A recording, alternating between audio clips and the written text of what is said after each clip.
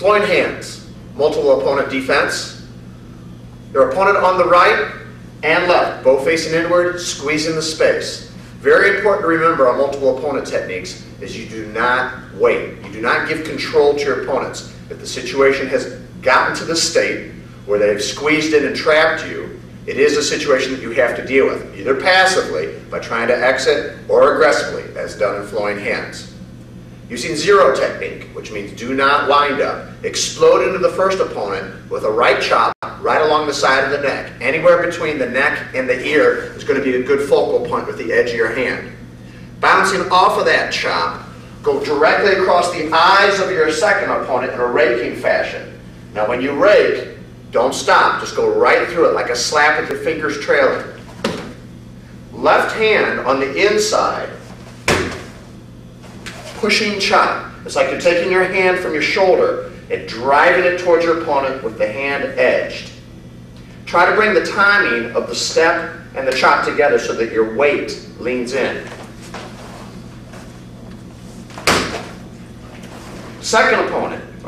First opponent, charging forward. As he throws a punch, you exit from the middle and create a circular smother block to throw his shoulder down and in, and if you notice that swings him into the second opponent. The kick, focused to many different places. The best place to kick is the lead knee. Side kick to push the knee, then there's a back kick into that second opponent, low, knee or groin. Always try to exit at this point, try to leave them in a pile as you exit. Flowing hands.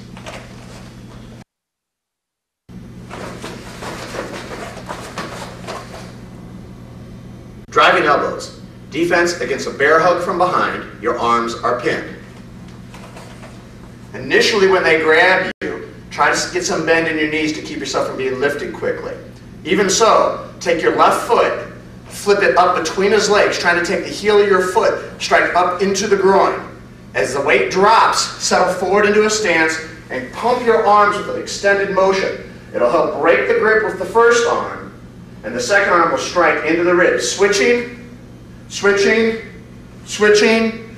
Take your right leg, fold, and back kick into the lead knee, and exit.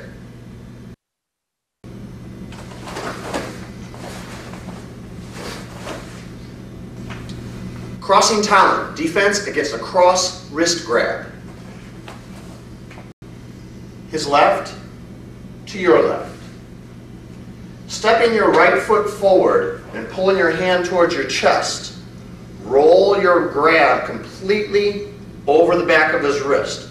Your right arm does an inward block to the back of the elbow, forcing the arm to drive forward and roll as you settle into a horse stance. Important is to anchor that backhand against the hip so that his strength is tied into your body weight.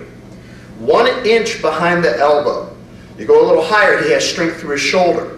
You go a little lower, it wants to slide down towards the hand. If you find that hole right at the tendon in the back of the elbow, you get great control. Also, edging your forearm so that the bone is driving, not the soft part, but the bone of your arm. With a quick release, drive the elbow into the temple, drop the hand into a raking claw that tears as you rake upward, then invert the arm and drop an elbow, either to the base of the neck to scramble the head for a second, or drop it into the middle of the spine to take the wind. Crossing Talon.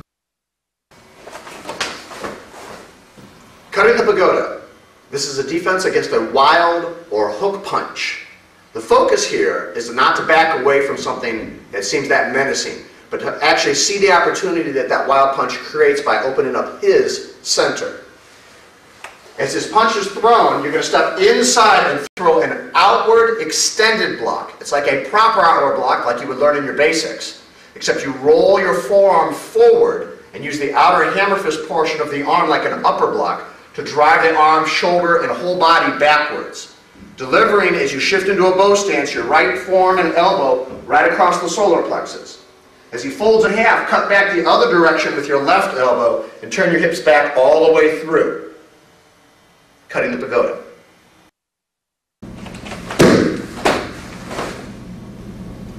Eagle pin. Defense against a punch from the side.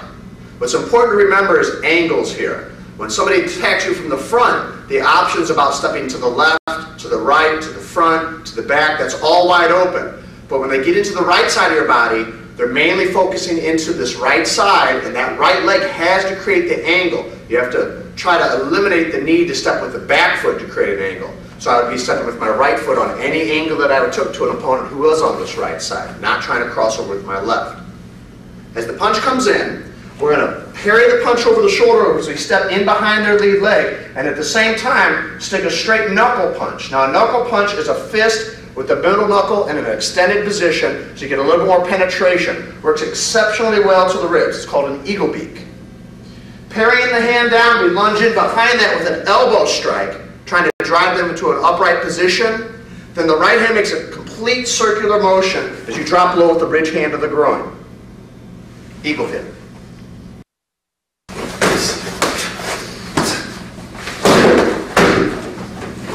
Striking thing. Defense against two opponents where one has got a bear hug on you and the other one is approaching. This is a serious situation because you've already made many mistakes to allow yourself to be here. More than likely, the guy who grabbed you from behind caught you by surprise. You got to learn to keep your focus split so that you don't just focus on this guy who has a hold of you, but you also keep your eyes and your focus on this guy who is still in front of you. He's holding you. He's hitting you. He is going to be the most immediate threat to your survival at this moment. Kick to the groin. Refold very quickly. They like to grab. Drop your weight. Hammer to the groin. C-step. Left leg behind the hips. Try to keep your back straight. And if you notice, the balance is in a very precarious position immediately. Low palm grab. This is to make sure that he wants to let go of the bear hug. Your elbow comes up to clear him off as your hammer fist throws over the top of the hip. And before he can bounce up, go right back into that second opponent with that left kick. Keep it low. People like to grab in multiple opponent situations. Striking feint.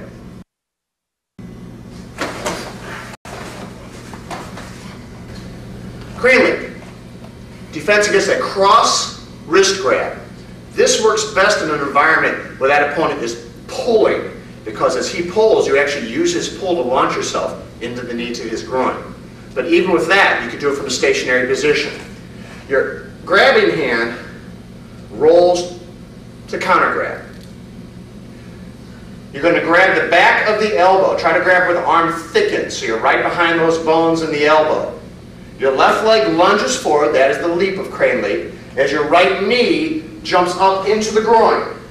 Take your right leg and kick out the lead or far knee, whichever one's easiest for you to find. And as he starts to buckle, lift your left hand high and go for a broke on the big chop on the base of the neck.